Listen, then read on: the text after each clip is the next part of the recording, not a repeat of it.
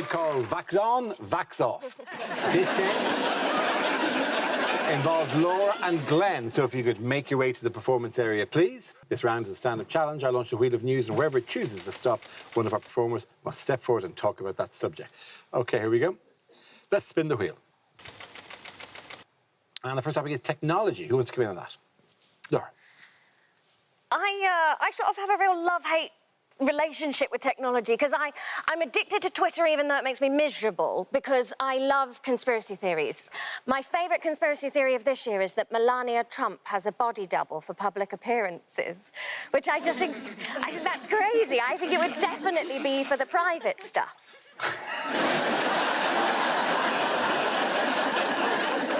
We've needed it, because that's the thing that's killed me through the lockdown, is not being able to have human connections. I'm really needy. Like, I like stand-up, but if I could do this my way, it would just be me coming round individually, sitting on each of your laps, going, you do love me, don't you? Like, I need affection, so I'm glued to my phone, like, who doesn't love me? But, I know you think I'm joking, but when we've done this record, we're getting in a WhatsApp group. Just... I don't know what happens, but women download WhatsApp and then the next day you wake up and you're in 14 separate WhatsApp groups that are all made up of different combinations of the same 7 women. But there's one woman missing from each group, but you don't know which one's missing because you've given them all bizarre names based on in-jokes that you've forgotten about, and it's chaos. Your phone's beeping every 20 seconds, so you can't have that, so you have it on mute, but then you can't admit that it's on mute, because that's treachery. So you have to be like, oh, sorry, I haven't looked at my phone all day. Yeah, like any of us haven't looked at our phone for more than 5 minutes.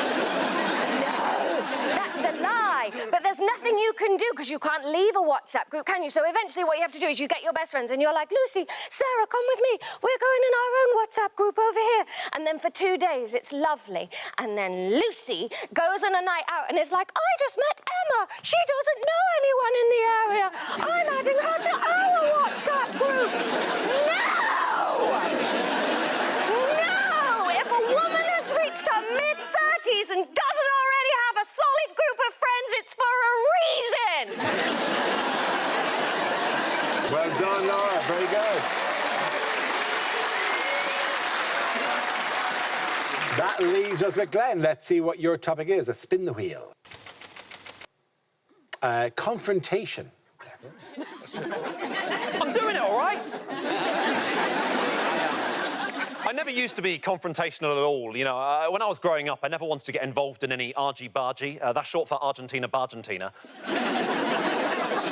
But now I don't take any nonsense from anyone. Like, now I'm really open and honest. Like, whenever I get a bad haircut, for instance, so every time, whenever I get a bad haircut and I don't like the haircut, I've now finally got the guts to be able to look that hairdresser dead in the eye and say, that's great, thank you. I'm not afraid anymore.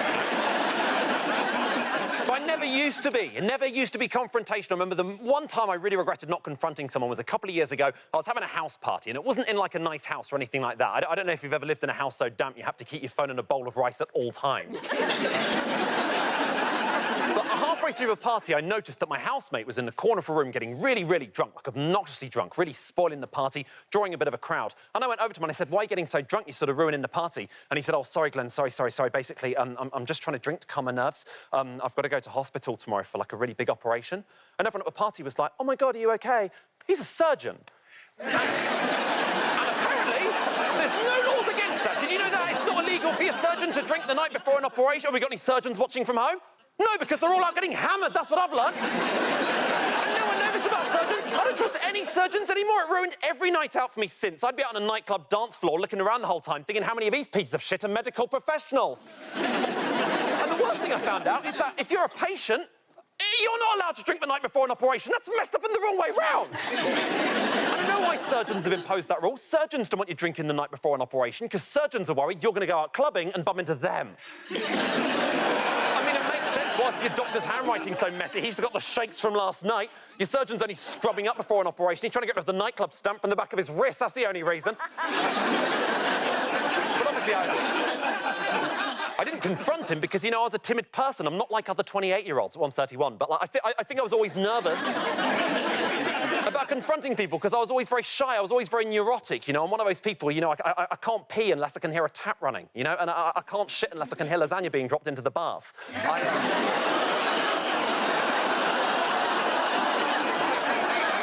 Thank you very, very much. Well done, both of you. Points there for Laura. Come on. We play a round called Back, Sack and Vax. This game involves Catherine and Rhys. So if you could make your way to the performance area, please.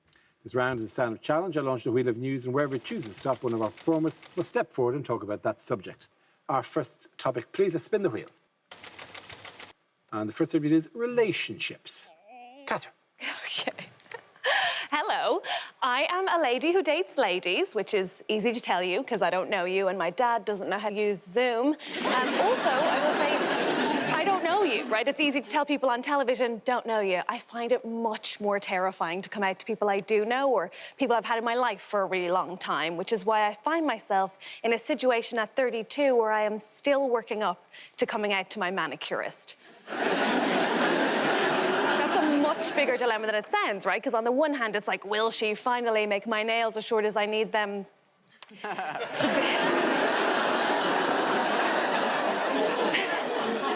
By the way, the best person I've ever come out to is still my mother, because my mom has a unique way of sort of being supportive, but also making things weird. So when I came out to my mom, she just waited for my dad to leave the room and then said, me too. You want to hear. I mean, she's a nice Irish lady, so she clarified, of course. She said, you know what, Catherine, right? I am not gay, right? I am not gay. I am not gay. Because straight women love to say that in threes for some reason, like it's some sort of protective spell. But she said, I'm not gay, right? And it's not that I'd leave your father for a woman. I wouldn't. And it's not even that I'd want something bad to happen to him. It's just that were he to die, then I would be with a woman.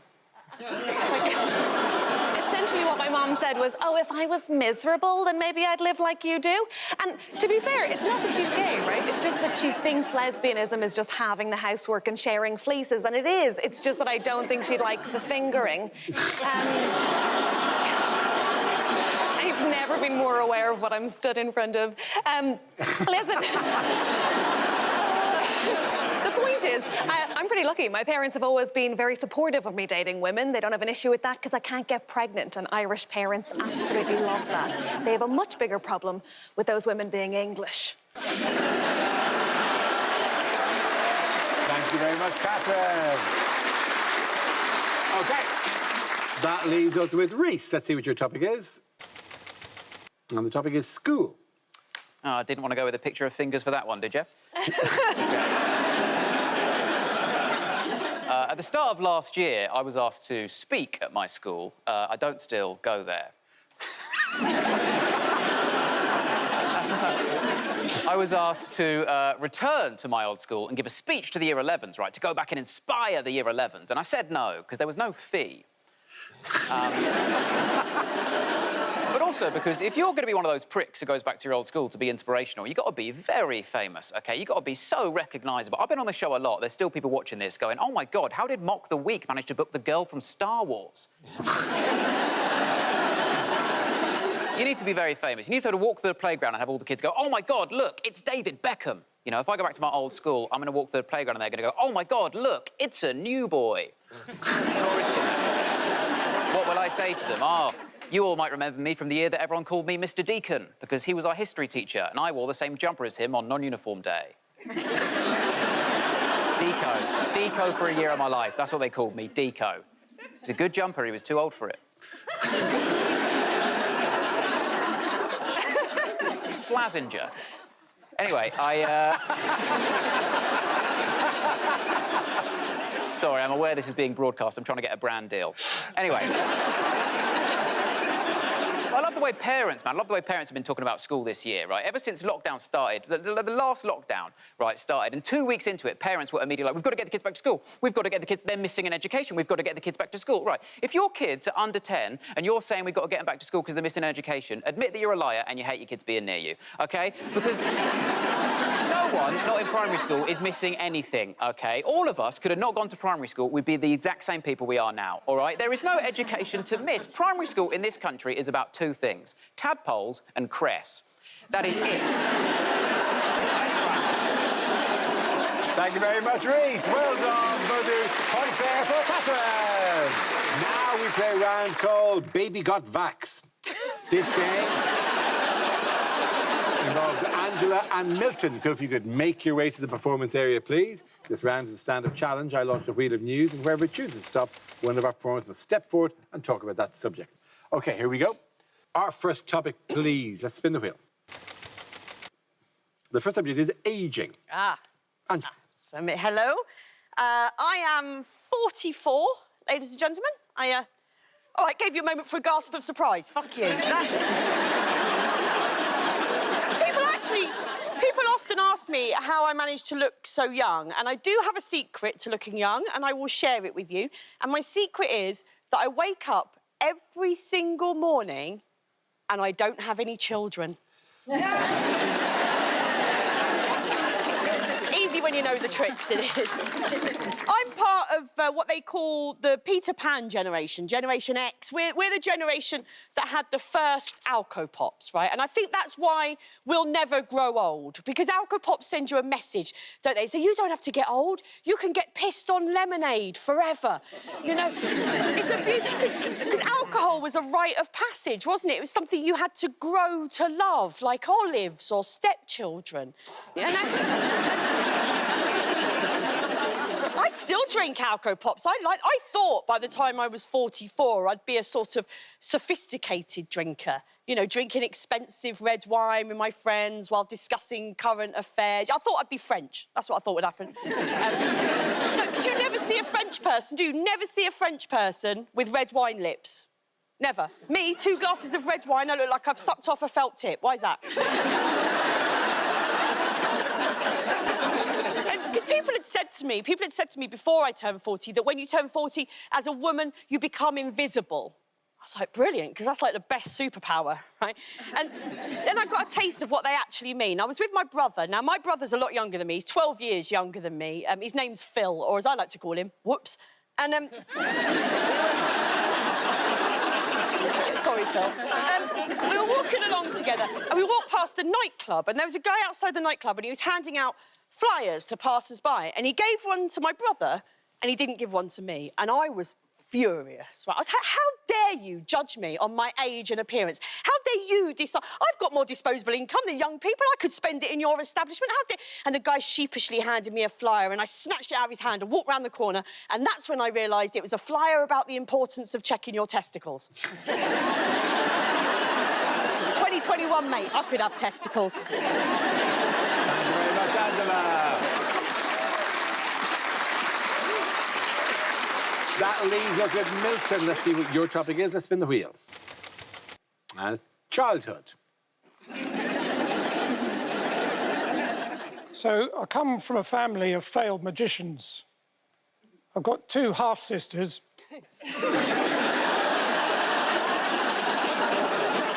Apparently, I brought my biological parents out in a rash.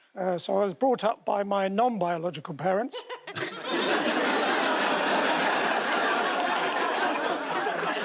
An upbringing of little comfort, I can tell you. I remember years ago being in the 100-acre wood. And next to me, there was a girl with a twig, and I was standing on a little bridge, and she said, "Poo sticks?" I said, "It does, doesn't it?" You find the twig helps, do you? I didn't like nursery rhymes. Oh, no. Grand old Duke of York, manic depressive. Well, when he was up, he was up. Probably lived in a dip.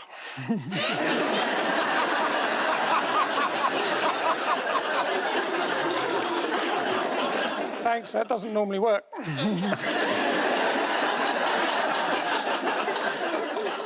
My brother, he's in his final year if he doesn't stop annoying me. It's not his fault. When he was young, he fell into a snow globe. Managed to survive, just badly shaken. Thank you very much. Well done. Points there for Milton Jones. Sit back down. Thank you very much. We play a round called Are You Ready for Your Immoculation? This game involves Glenn and Maisie, so if you could make your way to the performance area, please. This round is a stand-up challenge. I launch the wheel of news, and wherever it chooses to stop, one of our performers must step forward and talk about that subject. OK, here we go. Our first topic, please. It's health. Who wants to come in on that? Maisie. I'm going to share something about myself that I've never said on this show before. It's a little bit personal. We're going to get a bit vulnerable. You're looking very worried now on the Zoom crowd. Like I'm going to be like, and finally, is this normal? No. I'm going to say that I am epileptic. Yep, mood dropped, didn't it? Mood dropped to the floor, as did I when I had my last seizure. I got diagnosed at 14 years old, but the kind of seizures I was having at 14 weren't what you think of, or what I think most people think of when they hear the word seizure. A lot of people hear that word and they think of sort of like flashing lights, convulsing on the floor, foaming at the mouth. That wasn't me, OK? The kind of seizures I was having at 14 looked like this. Ready? Disclosure, you can laugh. Ready?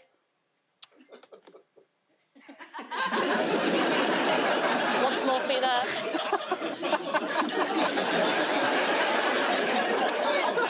Question, how many 14-year-olds have you seen at the height of puberty occasionally go? So when I got diagnosed at 14, the doctors were like, oh, you've probably been epileptic since you were 10, just everyone thought you were rude, right? I swear to God, I remember having an argument with my dad, right? I remember having an argument with my dad before we all knew that I was epileptic, and my dad was going to my mum, Jill, if she rolls her eyes at me one more time, I will send her to her room. And my mum, who was backing me, but she didn't know I was epileptic either. She was going, Philip, go easy on her. It's a difficult time for her. She's hormonal. It's puberty. Right, meanwhile, I was in the middle giving it proper Bran Stark. Like, actually, guys, I feel another one coming on. Too many times of that happening for it to just be me being sassy. We went to go and get a diagnosis at Leeds General Infirmary, and I was diagnosed by this neurologist, and then also in the room was this nurse, Jan, and Jan was there in like a pastoral capacity to make sure I was OK about it. But together, these two, they were like a sketch, right? The doctor, I kid you not, the worst wig I have ever seen in my entire life, right? It was terrible. It was slipping down his head whilst he was diagnosing me. You imagine someone telling you you're epileptic, and the entire time their hairpiece is slipping down, right? So obviously I was watching it, so my eyeline was a little bit above his, and I remember him being like, are you having one now, Maisie? No, I'm watching your hair do a runner. And then Jan was lovely. She was a proper Leeds lass, but she was lovely. And she said to me, she went, I know it's not ideal timing, is it, Maisie, being 14 and diagnosed with epilepsy? I said, no, not really, Jan. She went, well, what were you being 14? You'll be wanting to start a family soon. At which point my mother had a seizure. Thank you very much, Maisie Adam. That leaves us with Glenn. Let's see what your topic is. Let's spin the wheel. And it's relationships. I got dumped before the first lockdown, and it was fine. It was fine. I got over it in the best way possible. Took myself on holiday, spent a bit of time cruising down the west coast of America, San Fran, which is, of course, French for without Francesca. No, it's horrible. I got dumped by email, and the worst thing was I was only CC'd into it, so it was just awful. It's her loss, really. She's now dating a guy who's got knuckle tattoos that say hate and inbreeding. So I think the issue was she was out of my league. I remember asking a friend of mine before I asked her out, I said, do you reckon she likes me? And he was like, does she like you? Does she fuck? I was like, OK, that's going to be my next question. But, no, because she was out of my league, because, you know, she was charming, she was charismatic. I come across like I was breastfed until well into my teens. And she was... She was sophisticated, you know? She was sophisticated. She was posh Scottish. If you don't know what posh Scottish is when you slow down for every fancy word you know, just to really show off about how many fancy words you know. It's something in the last few weeks that I have ascertained.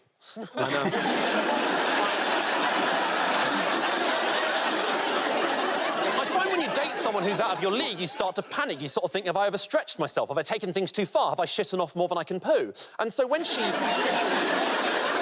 eventually dumped me, I started to think, well, why did she break up with me? Is it problems with me? Is it because I'm not assertive enough? I'm not particularly assertive in bed. I realised in bed I'm about as assertive as I am with taxi drivers. It's very much a case of just anywhere around here's great, thanks. I'm probably the only person who's ever had to be reminded during sex that we're a shoes-off house. I didn't understand why we broke up, but I don't understand many things in life. I don't understand why people date. I don't understand why people break up. I don't understand what the meaning of life is. I don't understand why they decided to call it naked attraction and not who wants to see a willy on air. Thank you very, very much. Well done. Points there for Maisie. Go sit down. Now we play a round called Mad Vax Beyond Thunderdome. This game involves Maisie and Rhys. So, if you could make your way to the performance area, please. This round is a stand-up challenge. I launch a wheel of news, and wherever it chooses to stop, one of our performers must step forward and talk about that subject. OK, here we go. Our first topic, please. And the first topic is race. Who wants to come in on that? Yeah, all right, I'll do that. None of those shades are me. Look at that. As an Asian woman, I never look my age. That's because we don't age the way other races age. You know how they say black don't crack? Well, yellow don't mellow.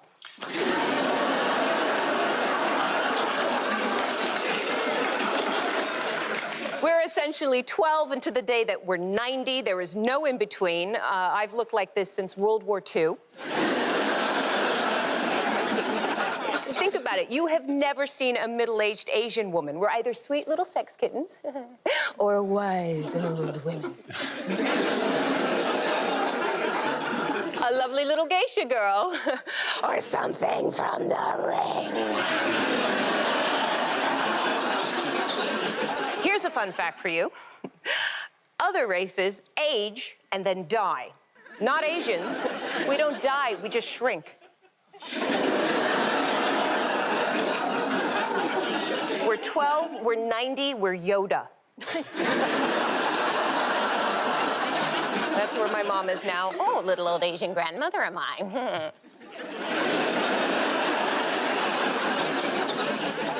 As I've mentioned, I have 3 kids. The 2 boys came out looking like me, right? They had dark hair, they had dark eyes. I knew they were mine. How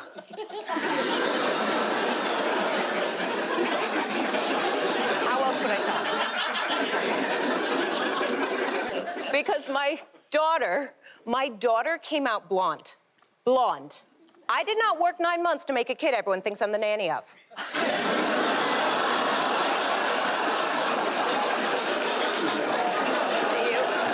Thank you very much, Rita. OK, that leaves it with Maisie. Let's see what your topic is. Let's spin the wheel. The topic is the North. That is me on my first day of school.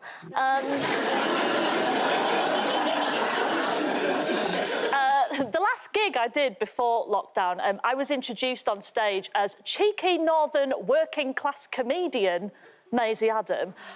Yeah, which I was quite shocked by because I'm not actually working class, but I think down here just people hear this accent and assume there's been a struggle. Honestly, you talk like this down in London and they're like, oh my God, a female Billy Elliot, I love it. Are you all right using an inside toilet, yeah? Yeah? I'm from Yorkshire. My parents are both from Yorkshire, but my dad's a proper Yorkshire. He's a man of very few words. In fact, he speaks like once every 3 days. And when he does, what he says is so basic, you wonder if it's actually quite profound. I was trying to think of the last conversation I had with my dad before all this, and it was, he just sort of shuffled into the living room, sighed, and said, I genuinely thought, it was so basic, I thought he was reciting a haiku. Like, he came into the living room, sighed, and just went, dishwasher's broken, but I've checked the guarantee. It's got a year left. And then walked out again. I was just sat there like, thank you for sharing, Phil. Did you write that? That was beautiful. Thank you. Even the way they met, my mum and dad, it sounds like it should be really romantic, but I know it can't have been because my dad was involved. They met walking their dogs, right? They met walking their dogs in the park. Sounds very beautiful, very Disney, very 101 Dalmatians. But I know for a fact it would have just been like my dad walking up to my mum, pointing at a dog, going, "What's that?" And her going, "It's a Cocker Spaniel, why?" And he'd be going, "Lovely, what are you doing on 1st of August? Shall we get married?" That's it. Thank you very much. Well done to both of you. Points there for Realina. Come on, sit down. Now we play a round called Quarantines We'd Like to See. This game involved Nigel and Tom, so you could make your way to the performance area, please. This round is a stand-up challenge. I launched a wheel of news, and wherever it chooses to stop, one of our performers must step forward and talk about a subject. OK, here we go. Our first topic, please. Let's spin the wheel. And the first topic is food. Can I have somebody to come in on that? Nigel. Yeah, I'm from Malaysia, and, you know, food is a pretty big thing back there. Rice is a big staple, you know. If you go to Malaysia, like 5 kilos, that's the smallest sack of rice you can get in a shop in Asia. And you go to your Tesco's here, you seem to have the most adorable little sachets of 100-gram rice. Like, who's that for, a fly? I sent a photo of that to my mom. She was like, why are they selling the free samples? Why are they selling rice in cocaine bags? Every Asian household owns a rice cooker. Yeah, and I see you guys getting confused. When I say rice cooker, I don't mean you hire some Chinese guy. It's a device that makes rice perfect every time that you don't use here in the UK. You know, I've seen how you guys make rice here. It's tragic. There's 2 main methods. Number 1, saucepan, right? You boil the rice and you stir it like a witch in the 1800s. Just... Sometimes it's still wet afterwards, so you strain it with a colander. If you aren't laughing now, you're thinking, isn't that what you're supposed to do? Second way, and the worst way of all, Uncle Ben's instant rice. The microwave stuff, beep, bing. Okay, that's enough Asian culture for me. Squeeze my lunch out of this pouch. Uncle Ben's has Indian rice, Mexican rice, Cantonese fried rice, but he's an old black guy. Why are we still buying that product? Would you buy Uncle Wong's jerk chicken? I wouldn't, and he's my real uncle. Also, don't put your phones in rice to dry them.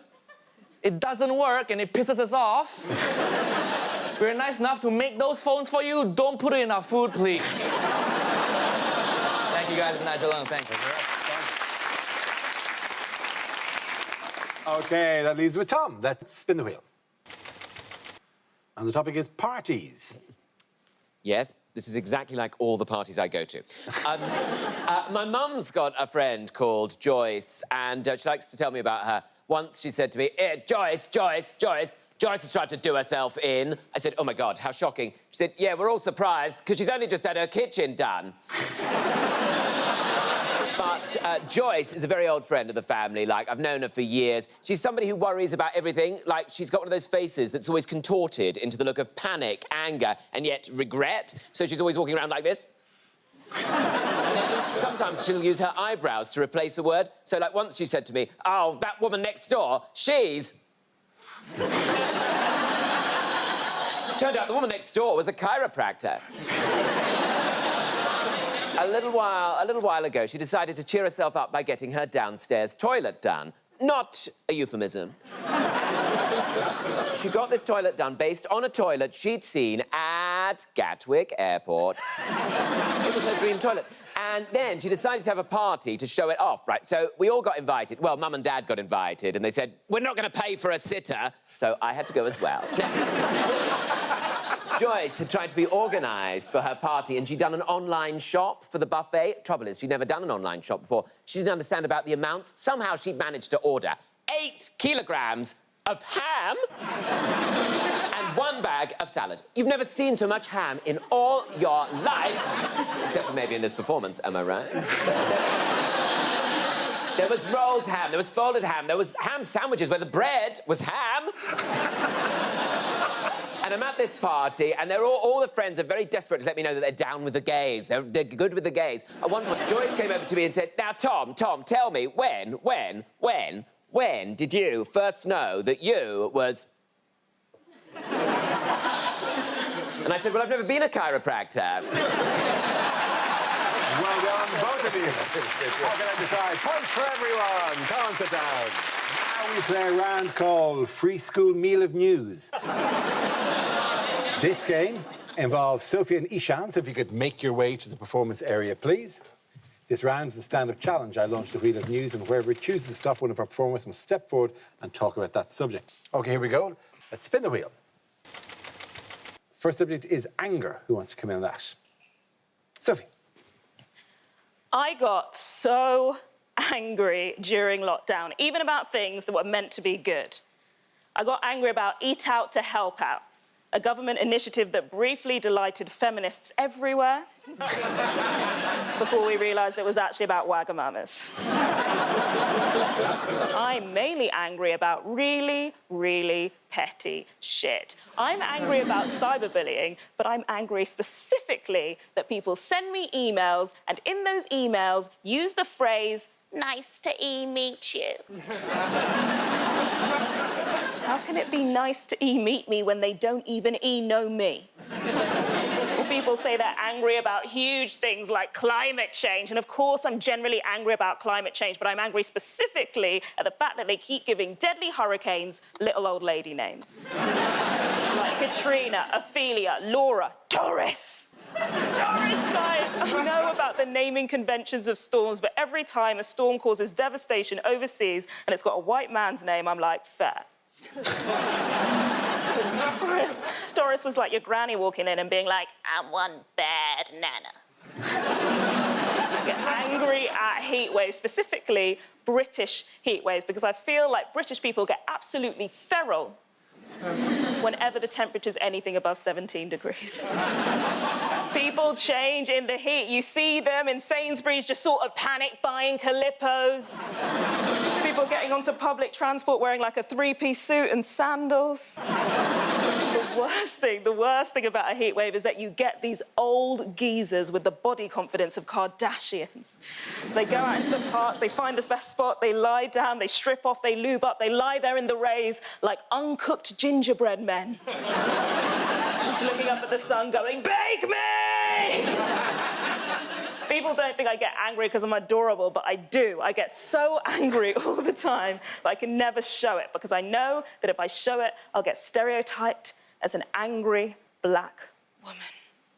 And I don't want to be stereotyped, so at the end of the day, I just hold my anger in and eat fried chicken and twerk furiously. Thank you very much, Sophie. OK, that leaves with Ishan. Let's see what your topic is. Let's spin the wheel. And the topic is health. Obviously. Just to let you know, so I actually have a hearing impairment. That's my hearing aid, which means when I go for a job interview, I can see an HR manager going, tick, tick. Please be gay, please be gay, please be gay. Ridiculous, right? They're not the only ones that do weird shit when they find out I'm deaf, right? The other day I was walking down the road, this guy walked past me, he noticed my hearing aid. This is all he yelled out. Oi! Bluetooth wanker!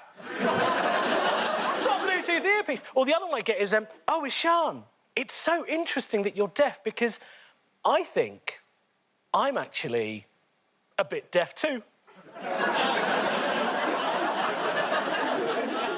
What do I do with this information? You can't do that with any other disability, can you? You can't go up to someone in a wheelchair and say, mate, when I drink too much, my legs feel a bit wobbly as well. You can't... But also, I feel like deafness is one of those disabilities that doesn't get the respect it deserves. Like, I don't feel like I can get the same benefits as other disabled people. Like, I can't legitimately enter the Paralympics, can I?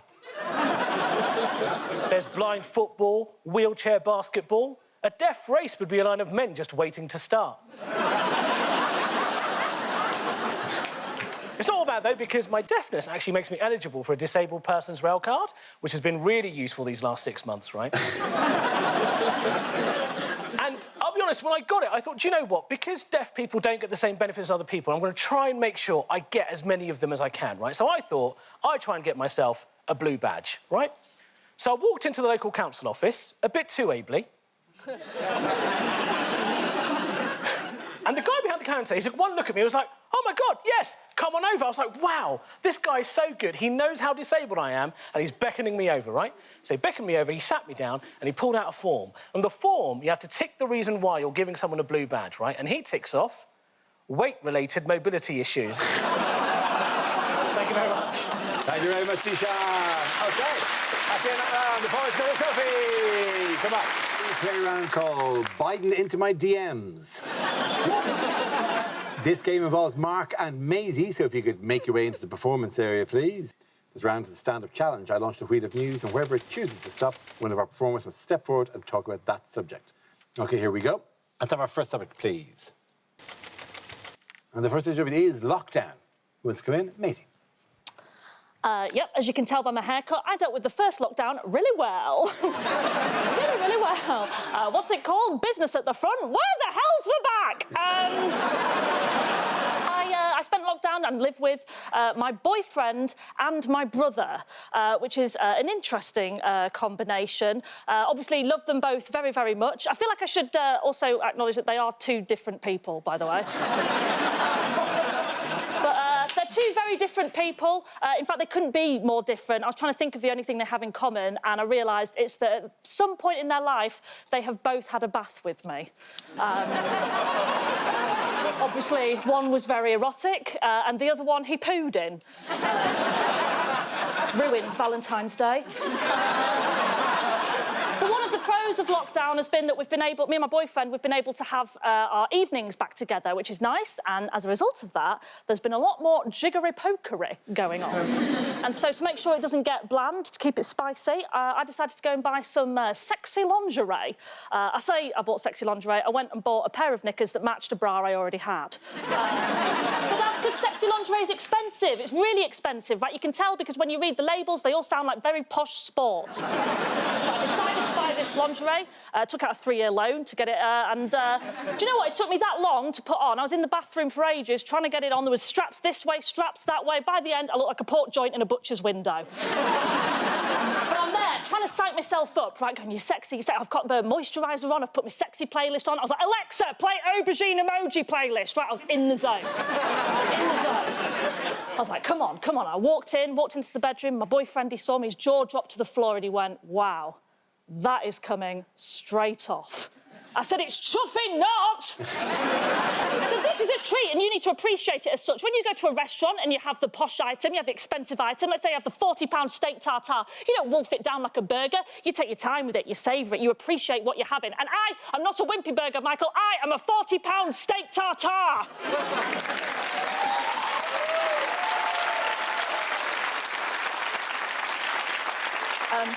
But apparently, by the time I've explained all that, the moment's gone. But in fairness to him, it might not be the rant that put him off, because in all fairness to him, he has had to get used to banging, essentially, a back-to-front Joe Exotic. Thank you very much, Maisie. OK, that leaves us with Mark. Let's see what your topic is. Let's spin the wheel. And the topic is jobs. So I don't really like the people that work at the train station. They can be a bit annoying. I went there the other day, went up to the desk, I said to the man, can I have a cheap ticket to London, please? He said, it's peak time. I said, OK. Can I have a cheap ticket to London, please? I used to work in a cinema.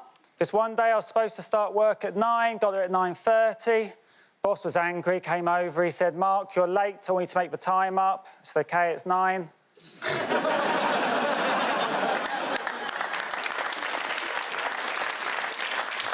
I was on the ice cream counter, guy came up, he asked for 1 scoop and sauce. I said, Rihanna's pregnant, and my mate Steve told me.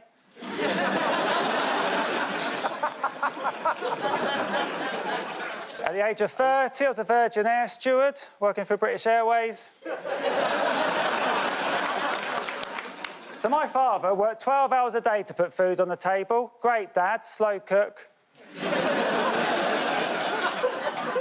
So a few years ago, all of my family predicted what we thought my sister would end up doing for a living. And it turns out she works for a sex chat line. Yep, I called it. My girlfriend's not very supportive of my job. The other day, she was like, Mark, all your jokes are all made up rubbish. Why talk about something real? Don't know what she's on about. And you've got a girlfriend. Thank you. Very good, thank you very much. At the end of the round, the points go to Maisie. Now, we play a round called Princess Mock Mock. This game involves Milton and Tom. So if you could make your way to the performance area, please. This round is a stand-up challenge. I launch the wheel of news, and wherever it chooses to stop, one of our performers must step forward and talk about that subject. OK, here we go. Let's spin the wheel. And the first topic is Days Out. Who wants to come in on that? Oh, yes. Yes, I can talk about days out. I can't say I've ever been on a day out with anything that looks like that, though. No, my favourite days out were as a kid when you were at school and you got to go to somewhere like Lullingstone Roman Villa. We always seem to be going to Lullingstone Roman Villa. It was quite boring because it was all about, like, history, and we were all like, oh, history's so boring. And you'd get a letter home telling you about it, telling your parents, say, dear parents/guardian. I don't know why the newspaper had to get involved. And it would say things like, please wear suitable clothing. Well, I'd never been to a Roman villa before, so I just turned up in a toga.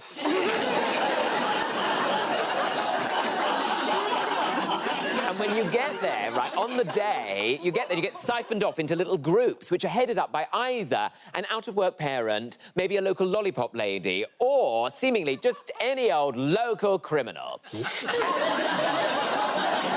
You're taken to Lullingstone Roman Villa. You're quite enjoying looking around, but then it's made really boring because you're made to fill out these horrible worksheets where you have to, like, answer questions like, tell us what the lady of the house thought of the aqueduct, which was not a euphemism.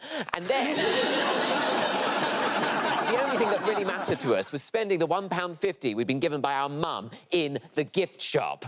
And the gift shop was mainly filled with pencil sharpeners with Lullingstone Roman Villa written on them, or rubbers with Lullingstone Roman Villa written on them, or sometimes just a rock with Lullingstone Roman Villa written on it. And that was basically the highlight of the whole day. Now, I feel like the hallmark of being an adult is the main thing you do is you join the National Trust. That's what everybody does. Don't join English Heritage. It's not the same. They will tell you to fuck off from their gravel driveway if you join English Heritage. National Trust properties, what are they? You're looking around a house that you could never afford to live in. It's basically a right move search that's got way out of control. Really, the only thing you really care about is actually the end of the trip when you get to go and have a look around the gift shop. And you think, suddenly, history does make sense because it keeps on repeating. Anyway, thank you very much. Thank you very much. OK, that leaves us with Milton. Let's see what your topic is. Let's spin the wheel. This is in any way relevant. It's Friends!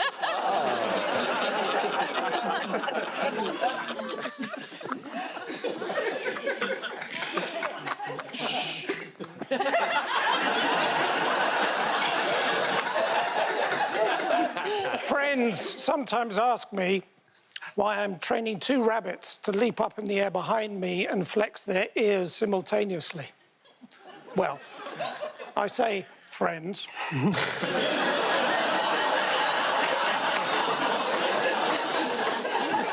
I don't know if you ever get to know someone on the internet and then you actually go round to their house and spell out in balloons, will you marry me?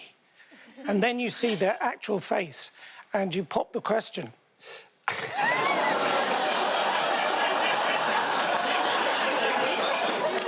So recently, I said to my long-standing girlfriend, sit down, will you?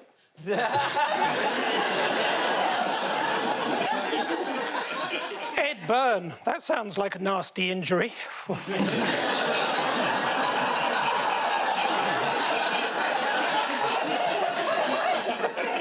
I have another friend who works in a lighthouse, and he said it was very, very, very, very, very, very boring until he got a slinky.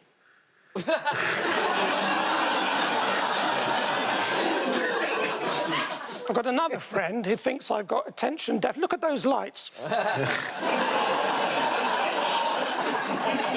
And I've got another friend who really doesn't like it when they're having a shower and I try and wash a knife at the same time.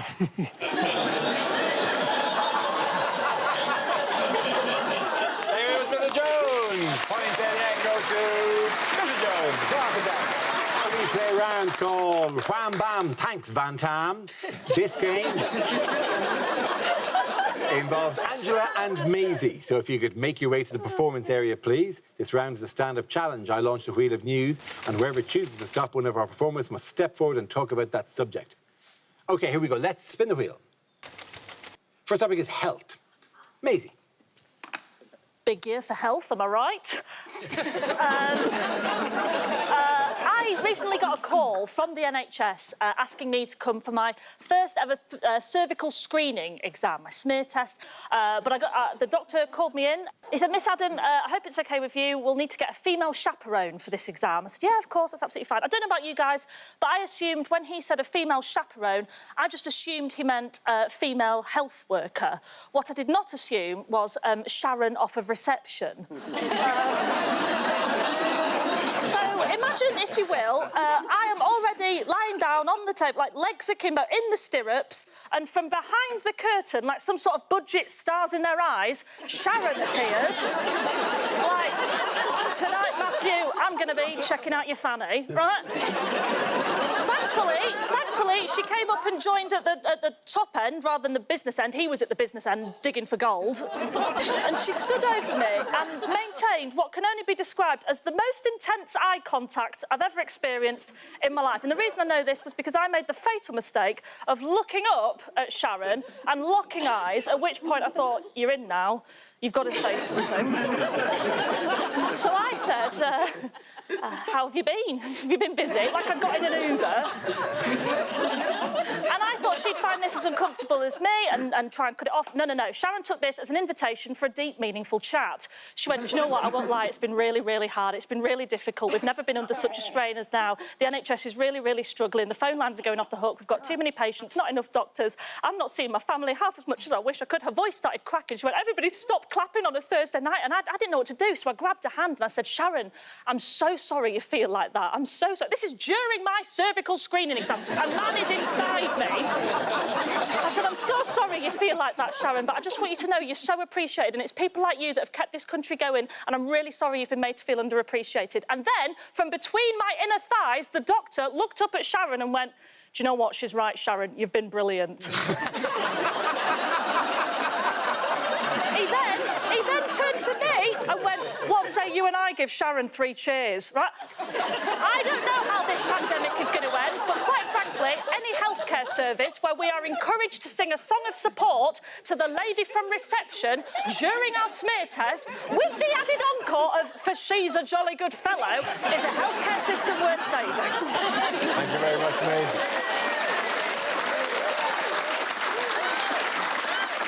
OK, that leaves us with Angela. Let's see what your topic is. Let's spin the wheel.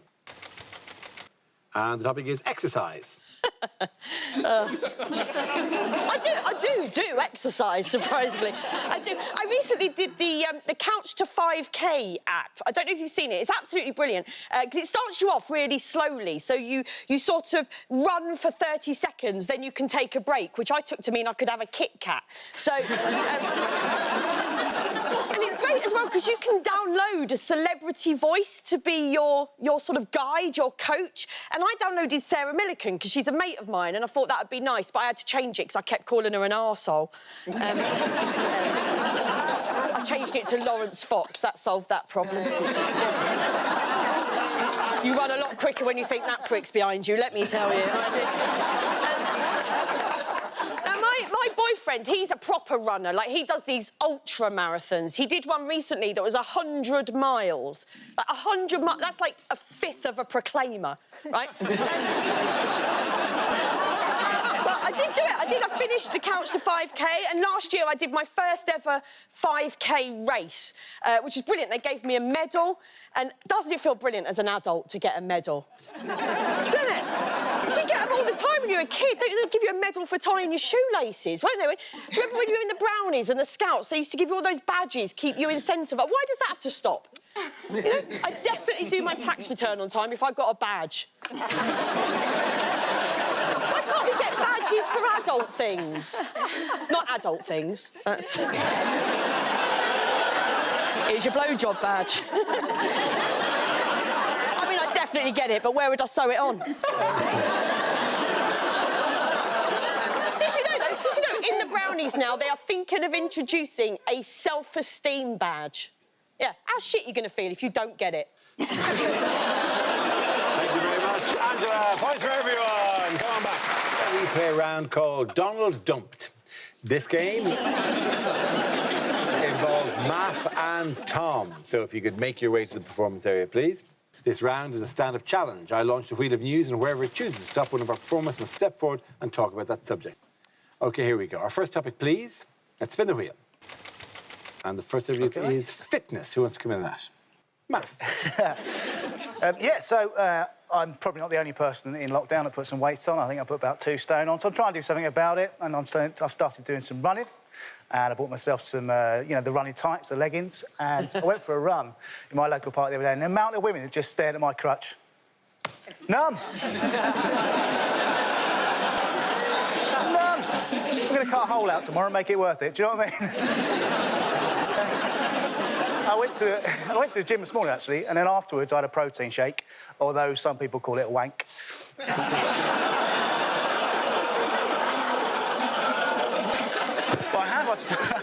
I've started looking after myself better. I've started cooking properly. I've started cooking with coconut oil. Well, Malibu, same thing, innit?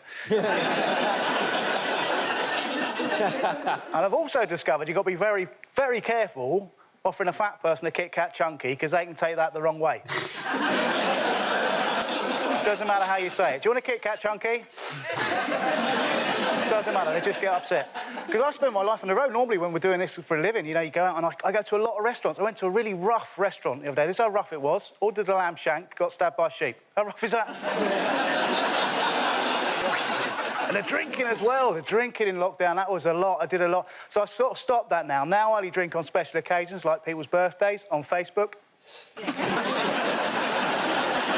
you very much, Matt. Thank you. Well done. That leaves us with Tom. Let's see what your topic is. Let's spin the wheel. And it's leisure. Oh, how did they get that photograph of me? That is how I spend my leisure time.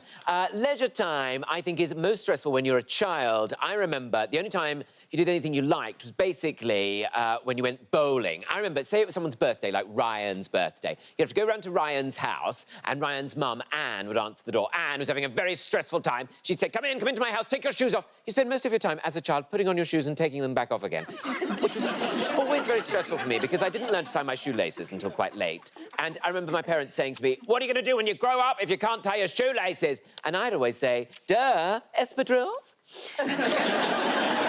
Still had to come out. Anyway, Ryan's dad would be taking you to the bowling. Now, this was a time when it was completely fine to transport 15 children in one stranger's car. There'd be 3 of you sellotaped in the front, 10 of you in the back, all in shell suits. I mean, if you went over a speed bump, you could rub together. You could catch fire. And then as a treat, 2 of you would have to travel in the boot. And he'd say, it's all right, I've taken the parcel shelf off so you can breathe. But remember, if you see the police, get down! It's completely fine to say to children. And then you get to, like, the mega bowl. You get out of the car, you'd have to run up the stairs, and then you have to take your shoes off again. You have to take your shoes off again to go bowling. I don't know why I bothered putting shoes on at all on this day, right? And you all know, you have to take your shoes off to put on the special grandma shoes that you have to wear to the bowling, because the bowling has got the precious wooden floor. You cannot tread on the wooden floor with outdoor shoes. You cannot do it. It's a special magical wooden floor. And then it would dawn on you had no idea how to bowl, because you were 9 years old and you weren't Roseanne Barr's husband. And so you thought you were trying to prove something, so you'd pick up a ball that was far too heavy for you, then you drag it to the end of the lane, lob it into the middle of the lane. It would immediately go into the gutter at the side, and that would be the end of your experience of bowling. And I remember thinking, even then, why is this floor so precious we cannot wear outdoor shoes on it? But it's completely fine to take a 15-kilogram marble and smash it into the middle of it. Thank you very much, Tom. The boys go, come on!